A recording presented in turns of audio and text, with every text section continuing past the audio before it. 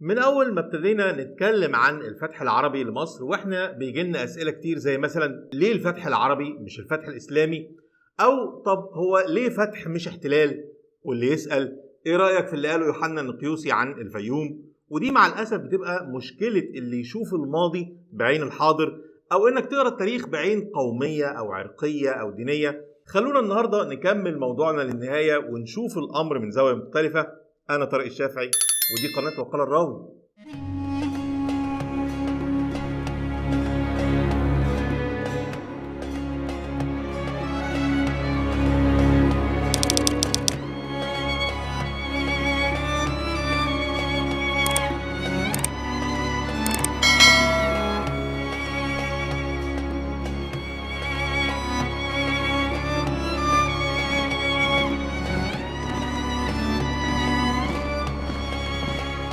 لما بدأ حصار الجيش العربي لحصن بابليون في بداية عام 641 كان عدد القوات مع القائد عمرو بن العاص حوالي 3500 عسكري، في حين ان عدد القوات البيزنطية في الحصن لوحده كان مقارب على 8000 عسكري. ده غير القوات اللي بتيجي من اسكندرية، ده غير القوات اللي كانت في الفيوم والبهنسة والمناطق القريبة، واللي بعت القائد تيودوروس يستدعيها ويطلب منها تعزيزات، مزيد من الاستعدادات والاستحكامات لمواجهة العرب. أدرك القائد عمرو إن هو مش هيقدر يحقق أي تقدم بالقوات اللي معاه، فبعت يطلب المدد من أمير المؤمنين في المدينة، وقال لغاية ما يجي يحاول إن هو يسيطر على بعض مدن وقرى الدلتا علشان يقدر يحكم سيطرته على الحصن ويقلل من فترة الحصار. بعت سرية بسيطة بقيادة واحد اسمه ربيعة ابن حبيش تستكشف الوضع في مدينة الفيوم، ولكنه لقى استحكامات عالية عند منطقة اللاهون نفذها هناك حاكم منطقة الفيوم وده كان اسمه ثيودوسيس. وبعد ما جه المدد من المدينة بعت القائد عمرو سرية تانية بقيادة واحد اسمه قيس بن الحارس. ما خدش الطريق اللي خدته السرية الأولانية، نزل جنوبا بمحاذاة النيل لغاية البهنسة علشان يدخل الفيوم من ناحية الصحراء، وعند البهنسة اشتبكوا مع الحامية البيزنطية بتاعت البلد واللي طلبت مساعدة من بويط، ولكن القوات العربية اشتبكت مع المدد اللي جاي من هناك بقيادة واحد اسمه يوحنس. طردت فلولها لغاية اللاهون وهناك استولت على البلد وأحكمت سيطرتها عليها. ولما سمع بكده ثيودوسيس حاكم الفيوم بالتزامن مع انتصار القوات العربية على القائد تيودوروس في معركة عين شمس هناك عند حصن بابليون، هرب ثيودوسيس من الفيوم وساب القيادة هناك لواحد اسمه دومنتيانوس وطلب منه ان هو يعطل الكتيبة العربية على قد ما يقدر. وبعد استيلاء العرب على حصن بابليون في ابريل عام 641 ساب القائد عمرو حمية عسكرية جزء من جيشه في الحصن، بدأ يتحرك باللي معاه في اتجاه اسكندرية. بعد كتيبة بقيادة واحد اسمه خارجة ابن حذافة يكمل على منطقة الفيوم. لما سمع دومنتيانوس بتقدم القوات العربية هرب هو كمان في اتجاه مدن الدلتا وساب الفيوم من غير ولا عسكري.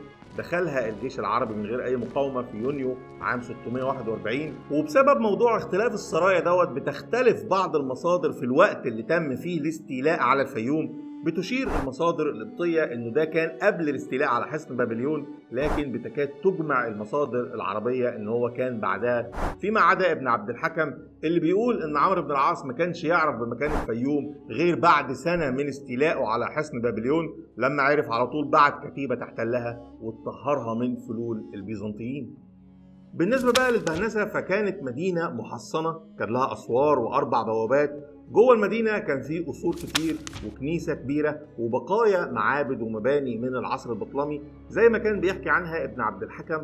استمر حصار البهنسه لاكثر من 6 شهور بعد ما اتم القائد عمرو صلحه الثاني مع المقوقس او معاهده تسليم اسكندريه في نوفمبر عام 641. بعت قوات اضافيه تستولي على البهنسه وتساعد القوات اللي كانت محاصره هناك.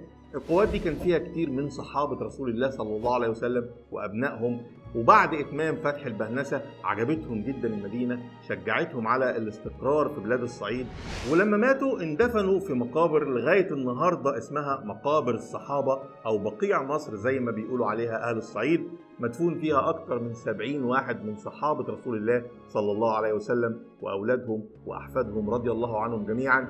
لكن مع الأسف زي كتير من الآثار الإسلامية في الصعيد بتعاني من الإهمال. يعني شكلها اللي احنا شايفينه ده بيرجع للعصر الأيوبي أو المملوكي لما بنوا قبب فوق مقابر الصحابة كنوع من التكريم ليهم. لغاية وقتنا هذا ما حصلش أي نوع من الترميم أو العناية اللي يجب أن تكون لأثر مهم زي ده له قيمته الدينية والثقافية والحضارية. وبعد ما تم فتح مصر بالكامل، استأذن القائد عمرو بن العاص أمير المؤمنين عمر بن الخطاب في فتح بلاد النوبة لتأمين حدود مصر الجنوبية. فأذن له أمير المؤمنين وبعت الأمير عمرو جيش من 20,000 مقاتل بقيادة عقبة بن نافع لجنوب مصر عام 642.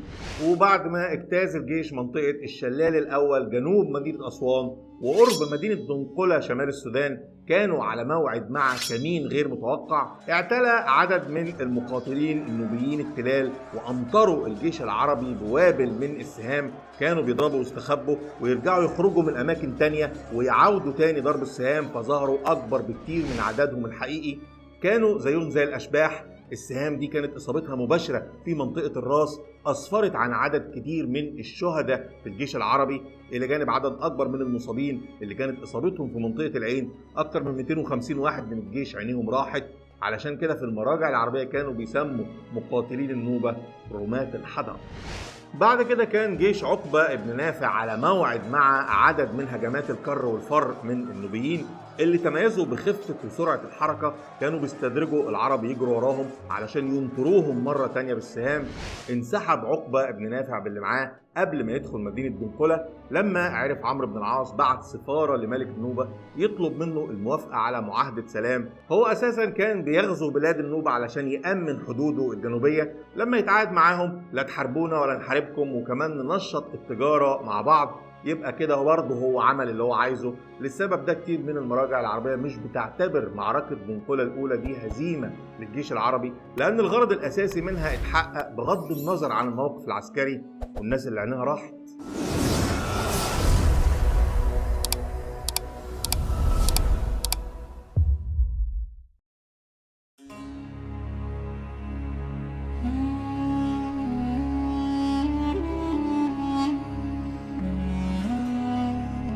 أما بقى في ولاية عبد الله بن سعد بن أبي الصرح عام 652 خرق النوبيين المعاهدة. ابتدوا إن هم يغيروا على منطقة جنوب الصعيد. بعت ابن أبي الصرح جيش من 5000 مقاتل يحاصر دنقلة ويستولي عليها. معركة دنقلة الثانية استعان الجيش العربي بالمنجنيق اللي كان سلاح فعال قصاد الأسوار الضعيفة بتاعت مدينة دنقلة. فطلب الملك وقف القتال واستئناف معاهدة السلام من جديد. واشترط ابن أبي الصرح على ملك النوبة مش بس ان هو يتوقف على غزو واستعمار جنوب الصعيد، لا كمان يلتزم بتسليم اي هربان من مصر يروح يستخبى في بلاده، اتفاقية تسليم مجرمين يعني. كمان يلتزم بحماية حدود مصر الجنوبية من اي هجمات من قبائل غرب ووسط السودان. كمان يتم تنشيط التجارة بين البلدين، مصر تبعت للنوبة عدس وفول وقمح والنوبة تبعت لمصر ما تحتاجه من العبيد. كمان بنى ابن أبي الصرح أول مسجد في النوبة كلها، أمر بتعيين واعظ يقعد فيه باستمرار ينشر الإسلام في بلاد النوبة. وطالب الملك ضمن بنود المعاهدة بتوفير الحماية للمسجد وللواعظ على أساس إن هو هيكون خدمة للتجار المسلمين اللي هيبقوا في بلاده. المسجد ده بدون مبالغة كان سبب في نشر الإسلام في بلاد النوبة كلها وبشكل سلمي بدون أي حرب أو استعمار أو احتلال. مملكة النوبة عمرها ما كانت تابعة للخلافة الإسلامية في يوم من الأيام، لكن الإسلام انتشر فيها يوم بعد يوم والسبب كان المسجد ده. أغلب المراجع العربية أو المؤرخين اللي اتكلموا عن الفتح العربي لمصر عاشوا تقريبا في القرن الثاني أو الثالث الهجري. كتبوا قصص الفتح من روايات متواترة نقلا عن الجيل اللي قبلهم، وفيهم اللي كتب بعد كده نقلا عنهم بتحقيق وتدقيق في عصور الأيوبيين والمماليك في القرن الثامن والتاسع الهجري. لكن مفيش مؤرخ منهم عاصر الفتح وكتب عنه كشاهد عيان إلا المؤرخ القبطي الأسقف يوحنا النقيوسي، واللي كان إلى جانب وظيفته الكنسية كان أديب ومؤرخ وكاتب. كتب كل الحوادث التاريخية اللي كان شاهد عيان عليها في كتاب من 122 باب.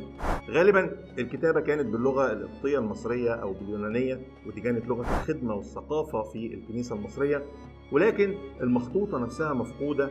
اللي موجودة النهاردة هي نسخة لقوها الباحثين من كتاب الأسقف يوحنا، كانت مكتوبة باللغة الأثيوبية ومكتوب فيها إن هي مترجمة عن نسخة تانية باللغة العربية برضو مفقودة. درس النسخة الأثيوبية دي المستشرق الفرنسي هيرمان زوتنبرج، وعمل منها أول ترجمة ليها باللغة الفرنسية. قدم عنها كتير من الباحثين نسخ تانية إنجليزي وألماني وروسي، في حين ظل الكتاب ده مجهول بالنسبة للدارس العربي في وقت كان الباحثين الأوروبيين فيه بيقتبسوا منه ويستشهدوا بيه في كتاباتهم عن التاريخ الإسلامي. كتب النقيوسي عن ظلم البيزنطيين وقسوتهم في معاملة المصريين، في نفس الوقت حكى عن حوادث نهب وسلب قام بيها الجيش العربي في بعض القرى والمدن المصرية، وكانت لهجته تدل على عداء للاثنين العرب والبيزنطيين. بيقول ان اسباب هزيمة البيزنطيين في مصر قصاد العرب، رغم انه البيزنطيين كانوا اعلى منهم في العدد والعتاد، هو تناحر قياداتهم والتفكك اللي كانت بتعاني منه البلاد في الوقت ده. يعني ما كانش فيه جيش بيزنطي موحد في مصر بالمعنى المفهوم، كان فيه حاجة كده شبه الميليشيات، كل فئة او كتيبة بتخضع لواحد، وده اللي شجع العرب على التعامل مع كل فصيلة على حدة، وبكده هزموهم واحدة ورا التانية. اما العرب بقى فبيقول النقيوسي ان هم اول ما دخلوا مصر اتبعوا سياسة معينة مع المدن المصرية، وهي ان المدينة اللي تقاومهم او تحاربهم كانوا بينهبوها ويقتلوا اهلها حتى الاطفال والنساء. المدينة اللي كانت بتسلم بدون قتال كانوا بيفرضوا عليها الجزية، واللي يرفض من اهلها كانوا برضه بيقتلوه وينهبوا ممتلكاته. ضرب امثلة باشعال عمرو بن العاص النار في مدينة كرمون او الفرمة بعد ما هدم اسوارها، نفس اللي عمله مع بلبيس إلى جانب أسوار اسكندرية وأبراجها بعد الفتح الثاني ليها عام 646. ده طبعا علشان البيزنطيين ما يرجعوش يحتلوها تاني زي ما عملوا في نفس السنة. بيحكي النقيوسي كمان عن نهب العساكر من الجيش العربي لبعض قرى إقليم الفيوم لما رفض أهلها إن هم يدوهم أكل وعلف للخيل. أما عن مدينة نقيوس اللي هي مكانها حاليا في محافظة المنوفية تقريبا، واللي دارت فيها معركة كبيرة مع القوات العربية والبيزنطيين عام 642، بيحكي الأسقف يوحنا عن مذبحة ارتكبها الجيش العربي في المدينة بعد ما انسحبت منها، أو بمعنى أصح هربت الحامية البيزنطية بتاعت المدينة بعد هزيمتها أمام العرب. قتل العرب كل السكان عن آخرهم، ما سابوش فيهم حد زي ما بيقول يوحنا، وبعدين أشعلوا النار في البلد بعد ما نهبوا كل البيوت. الكلام ده مش مذكور نصا في المراجع العربية، وإن كان له بعض الشواهد زي كلام ابن عبد الحكم والبلاذري عن حصار الفرمة وبلبيس، وكمان هدم أسوار مدينة اسكندرية. اتكلم كمان يوحنا النقيوسي في كتاباته عن بعض الشخصيات البيزنطية زي الإمبراطور هرقل مثلا، والمقوقس أو كيرس أسقف الإسكندرية وحاكمها البيزنطي، والقائد تيودوروس قائد عام الجيش والحاكم العسكري المصري، اللي قالوا عنهم ساعد كتير من الباحثين على فهم الشخصيات دي بشكل أكبر وأعمق. لما جه يتكلم عن القائد عمرو بن العاص قال إن هو ما كانش قائد عسكري وبس، كان كمان سياسي محنك. من أول ما دخل مصر أدرك الشقاق الديني اللي موجود بين البيزنطيين والمصريين، أدرك كمان قيمة ومنزلة الكنيسة عند المصريين الأقباط، علشان كده رحب بعودة رجال الدين المسيحي لوظائفهم وكنايسهم ومنحهم الأمان اللي ما لقوهوش في الحكم البيزنطي. كمان أمر بعدم المساس بالكنايس أو الأديرة وعدم تحصيل أي ضرائب أو جزية منهم، هو كده بيضمن إن هم يخضعوا ليه ويتعاونوا معاه، يعني ممكن يساعدوه ضد أي تمرد محتمل من الأقباط ضد الحكم العربي، وده اللي حصل بالفعل أيام ثورة أهل بشمور. ورغم ان النقيوسي ده كان واحد من رجال الكنيسة، لكن يبدو ان هو برضه ما كانش راضي عن السياسة اللي اتبعها العرب مع رجال الدين المسيحي، لان هو اتكلم كتير عن معاناة المصريين من تحصيل الجزية. اتكلم مثلا عن اهل اسكندرية اللي كانوا بيستخبوا من العساكر اللي كانت بتطاردهم، خلتهم سابوا بيوتهم وسكنوا في الضواحي، ولما طردوهم كمان العساكر في الضواحي سابوا وجه بحري بالكامل ونزلوا على الصعيد اللي كانت فيه القبضة الأمنية سايبة شوية على الأقل في بدايات الحكم العربي، فسكن العرب بيوتهم اللي كانت في اسكندرية، وده ساعد على تغيير التركيبة السكانية والثقافية لمصر على مدار 200 أو 300 سنة بعد الفتح.